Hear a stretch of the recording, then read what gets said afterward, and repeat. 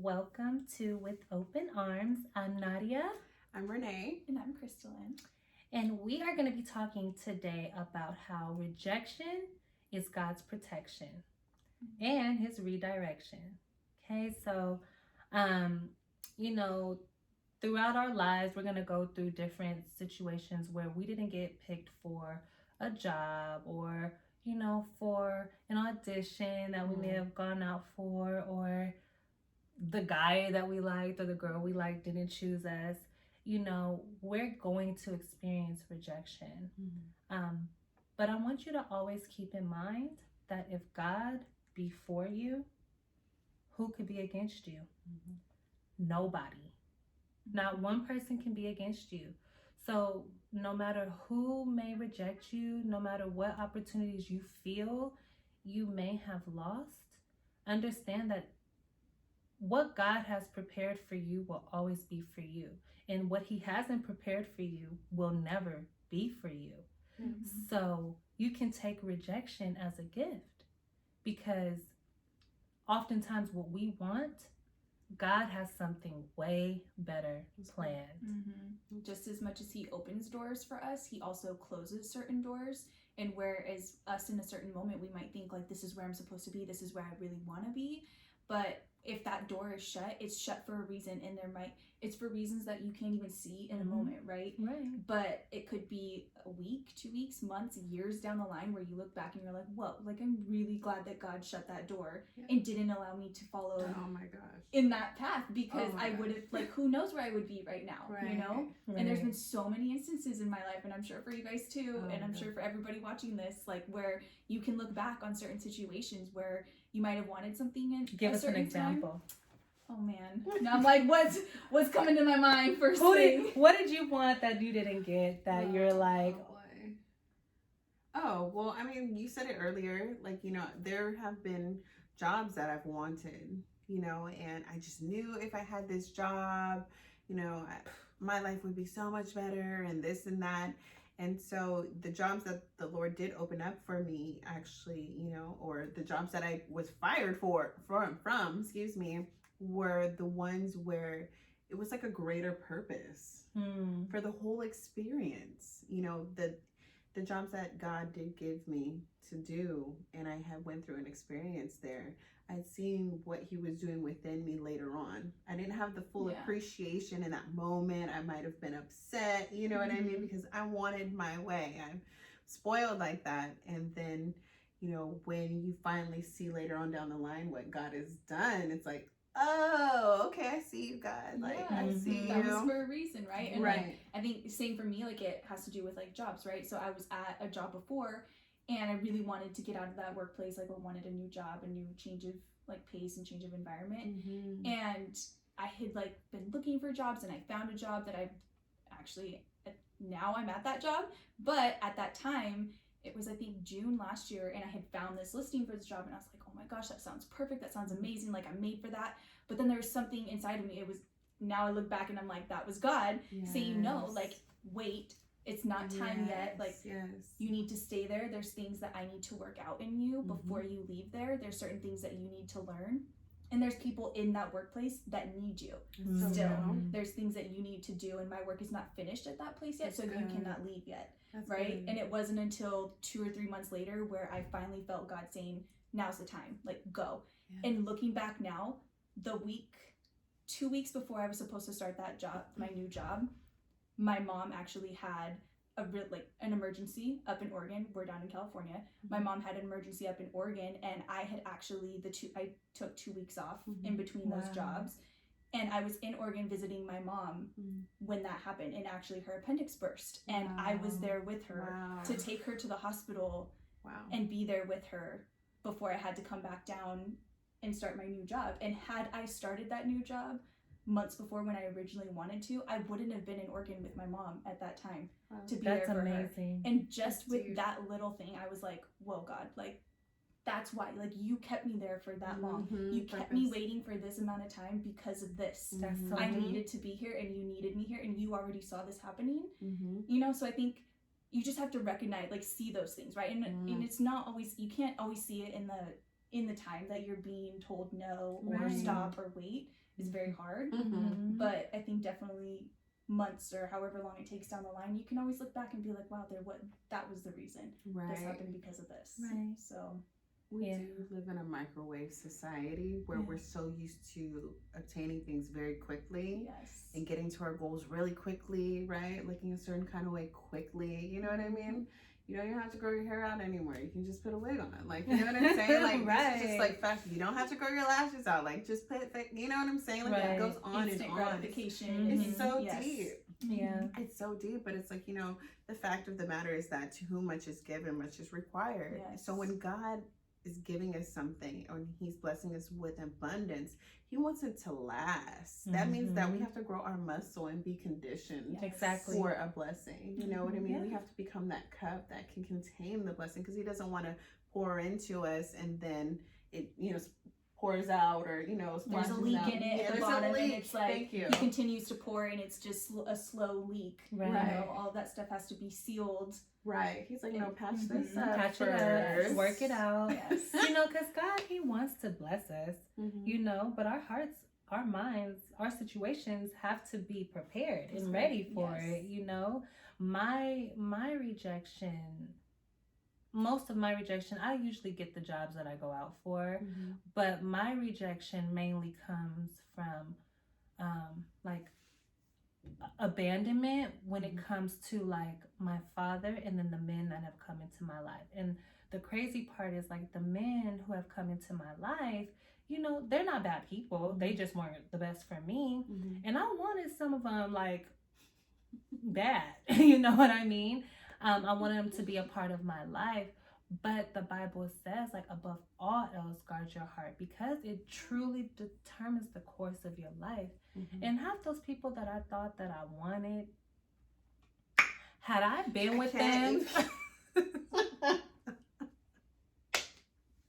had I not just said, deuces, God got me, deuces, God got my son, you know, the course of, let's just say, the course of my life would not be at the level that it is right now. Mhm. You know, I would not be here speaking to you all. You know, you become inundated, especially when you're in the wrong relationships, with like all the negative things that contribute to your relationship, and then you get thrown so far off of purpose Mhm. that you're like, now you're lost and you're really starting from ground zero. Yeah. You know, so you do have to be okay with the person that you love or that you want to love you back not loving you back all the time, because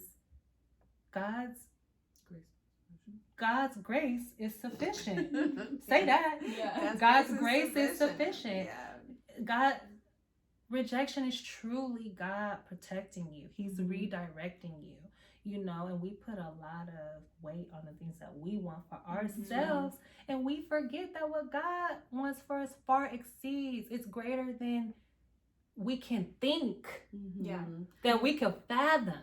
Right. Yeah. And he doesn't allow us to, right? Right. Like there's Right. a reason that we can't see Oh the my things that gosh. he has for us, because we wouldn't be able to handle it. It's No, too we big for can't. us. It's too big. Like, we wouldn't believe it. Yeah, we wouldn't believe it. And then we would self-sabotage, and we would do certain things to deter us and derail us That's right. from getting to that point. So he does certain He shows things a and blocks little certain at a things. time. Exactly. He To does. keep you on the path that he wants you, right? That's good.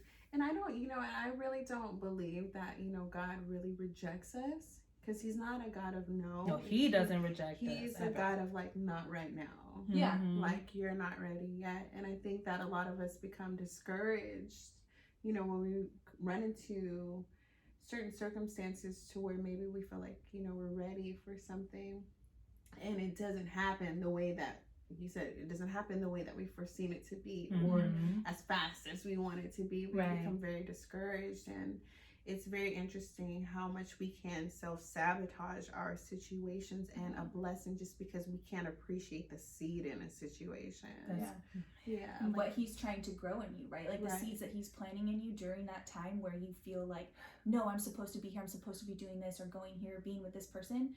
I think taking that step back, for me, it was very important to take a step back and look at like, okay, and ask God, what do you want to work out in me right now? Why am I here? Mhm. Why do you want me here? What am I supposed to learn? And what am I Mhm. supposed to, like, how am I supposed to serve you in this place? Like, tell me what you want me to do. And like, he will lead you, he will guide you, he will speak to you, whether it be through his word. He'll bring people into your life, you'll see certain things.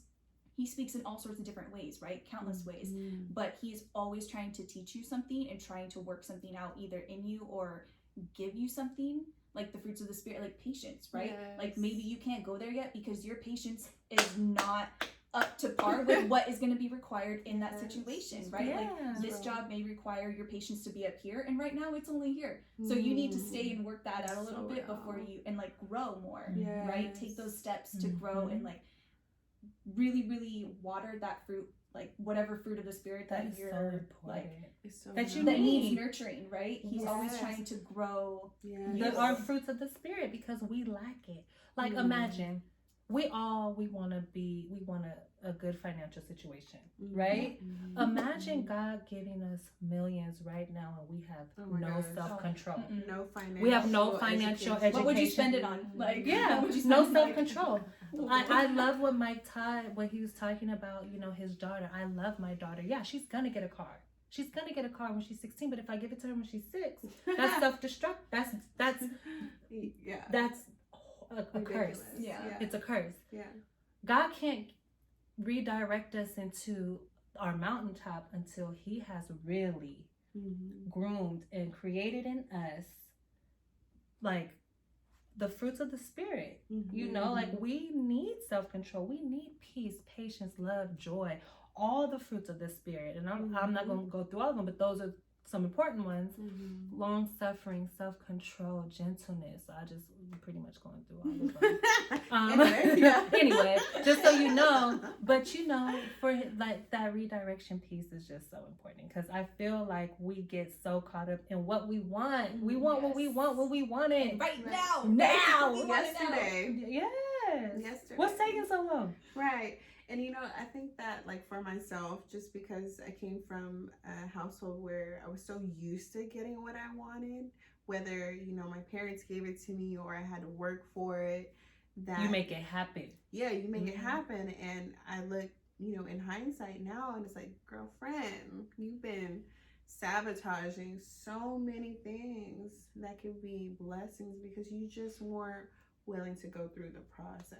A blessing in the wrong time is a curse. It's a curse, It's what, you know, Nadia said too. It's like, you know, be patient. Like, whose timeline am I really on? Like, I need to seek these thoughts. Like, whose timeline am I on? Why do I have this pressure? Why do I need it today? Yeah. Like, what if I don't get it today? Like, what happens? Is it taking away from who I am? Like, really, we forget about the fact that God wants us to have relationship with him. Right, absolutely. You know what I'm saying? He wants that one-on-one relationship. So when we're trying to really take God out of situations, it's like you're not being faithful. Faith is the substance of things hoped for and the evidence of things not seen. So if God planted something within your heart and you feel it to be true, it's like just trust it and trust the process. And I say this as I'm like saying it to myself because I mean it is a process. It's a maturity process, it's a growth process, and it happens in so many different areas and avenues, whether it is a relationship, you know, with a significant other, or it's a job, or you know, it's about having a vision for a career or what you want to do, your gifting or anything like that. It just shows up everywhere. And it all pulls back to this. It all pulls back to your relationship with God, you know, and trusting God, you know. His timing and his will, right? And like asking for his will to be done, right? Like that's in the Lord's Prayer. Like your will be done. You know? Surrender. Yes. And so giving up, I think a lot of power comes from giving up your control of your life. And I think for me personally, that's where I experienced a lot of God showing up in my life, truly, was when I let go, when I found the courage to let go. And of course, I didn't just find that out of nowhere. Like I had to do some digging and ask God for a lot of help in that.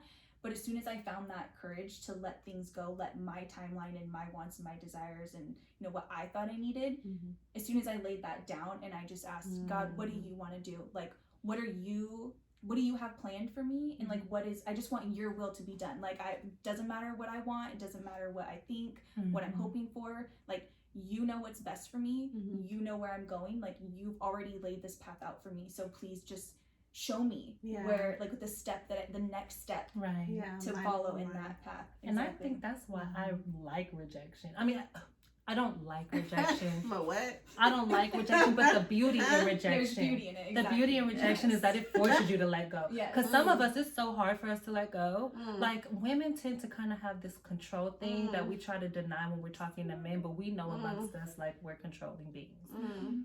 Rejection forces you. Mm. So look at it in that light. It forces you to Hurting let my go of spirit. control. It, Mm. we've been there. We've been there where, like, literally, if we don't let it go, God will say, hands off that and take it right Just away. yes. So sometimes you need the rejection. I'm sorry. This is stressing me out. Are the truth bombs bombing? sweating over Yeah, here. girl, I'm the sweating. truth bombs. You know, that's But how it's we true. do. That's how And we it sets you do. free, and that's the only way to get And to it's a place and of it's freedom. freedom. Right. It's so much freedom in that. You know. I clearly need ongoing prayer.